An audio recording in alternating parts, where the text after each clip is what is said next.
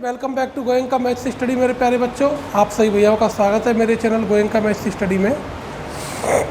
बेटा, आज हम आपको वर्गमूल द्वंद्व योग विधि से निकालना, जिनको द्वंद्व आते हैं डुप्लेक्स, इनको इंग्लिश में कहते हैं डुप्लेक्स करना, तो जिनको द्वंद्व आता है निकालना वो वर्गमूल भी निकाल लेंगे द्वंद्व योग से। बहुत आसान विधि है, ठीक है।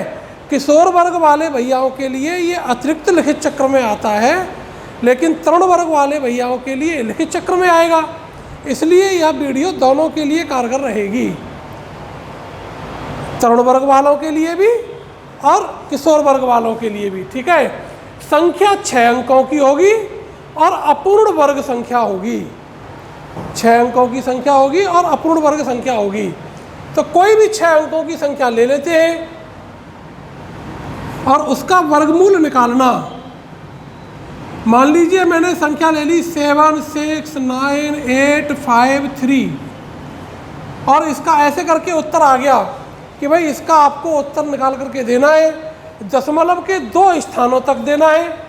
वर्गमूल निकालेंगे द्वंद्व योग से और दशमलव के 2 स्थानों तक निकालेंगे, ठीक है। तो देखिए यहाँ आपको करना क्या है, वही जिस प्रकार से हमने ध्वजांक भाग विधि में एक कॉलम बनाया था उस प्रकार से बना लेंगे। यहाँ ये जो संख्या है इसको लिख लीजिए। 7, 6 डिजिट्स को थोड़ा सा दूर दूरी पर लिखेंगे। वहाँ पर भी जब आप प्रतियोगिता में करने के लिए बैठेंगे लिखित चक्र में, तो वहाँ पर भी इस हाँ जी, तो देखिए यहाँ संख्याएं कितनी है 6, तो 6 संख्याओं के 2-2 के पेयर बना लेंगे। तो जितने पेयर बनते हैं मैंने पहले भी बताया था, वर्गमूल उतने ही अंकों में आएगा। अब क्योंकि हमसे दशमलव के 2 स्थानों की बात कर रहा है, तो दशमलव के 2 स्थानों तक बाद में निकालेंगे। पहले 3 अंक जो आएंगे वो दशमलव से पहले के मूलतः 3 अंक रहेंगे, बाद बाकी के सब दशमलव के बाद के 2 अंक रहेंगे, ठीक है। तो देखिए जिस प्रकार से क्लास 8th में डिवीजन मेथड से आपने स्क्वायर निकाला था, पहला वाला स्टेप वही रहेगा, बाकी का सब द्वंद्व योग चलेगा। तो देखो क्या करना है, इस संख्या को ये देखना कि ये किन 2 संख्याओं के वर्गों के बीच में है।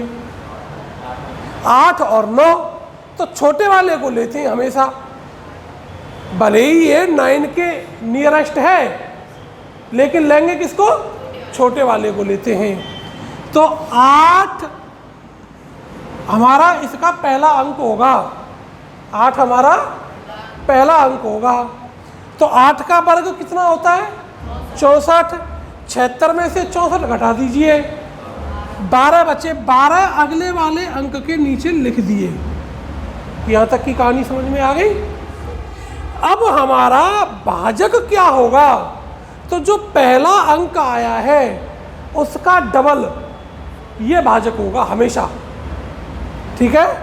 तो भाजक होगा अपना 16। यहाँ जो भी पहला अंक आएगा उसका जस्ट डबल अपना भाजक बनेगा, ये चीज़ ध्यान रखनी है।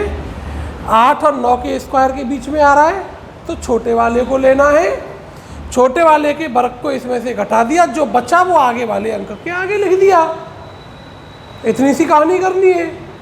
अब 16 का भाग दो 129 में, क्योंकि 129 हो गया ना ये, तो 16 सत्ते 112, 16 अट्ठे 128, 8 बार गया।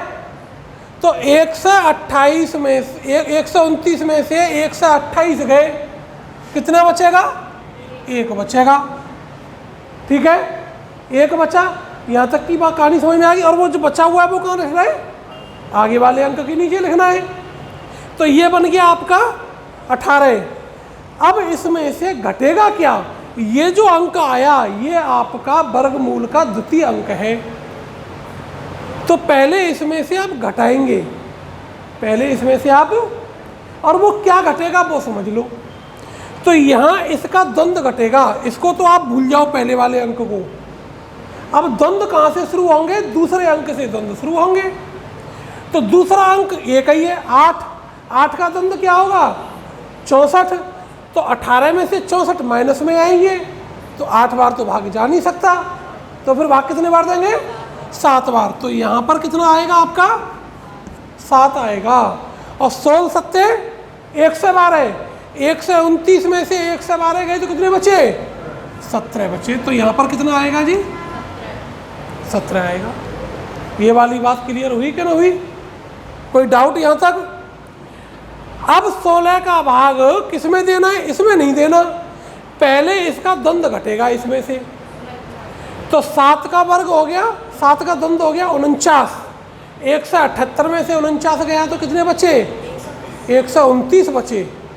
ठीक है, 129 में भाग देंगे तो 16 अट्ठे 128, बचा कितना? 1। यहाँ पर हो गए 15। अब इन 2 का दंड होगा, तो इन 2 का दंड कितना हो गया? अधिक आएगा, 1 से 12 आएगा। 2 7 14 8 1 से 12। भाई ए बी का दंड क्या बताया था? 2ab। तो इसमें से तो 1 से 12 जा नहीं सकते, तो फिर कितने बार देना? 7 बार देंगे। और 16 7 1 से 12, 1 से 29 थे, तो बचे कितने? 17। ये अब हो गए 1 से 75।